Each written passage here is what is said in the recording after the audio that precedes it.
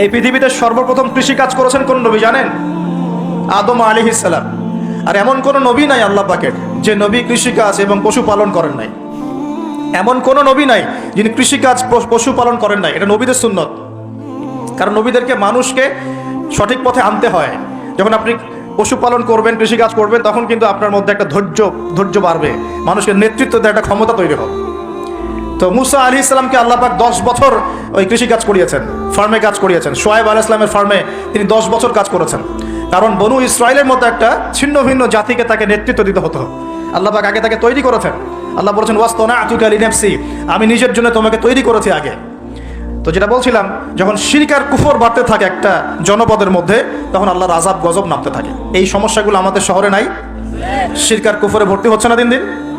আমাদের শহরে পেপার পত্রিকা খুললেই দেখা যায় রাশিফল। কি রাশিফল? তুমি সিংহ রাশি, তোমার দিনটা কেমন যাবে। তুমি কন্যা রাশি, তোমার দিনটা কেমন যাবে। আর প্রায় মিডিয়াগুলো এগুলো প্রচার করে না? এই সব মুশরিক মিডিয়াগুলা, সবই মুশরিক। এরকম করে বুঝলাম মুশরিক?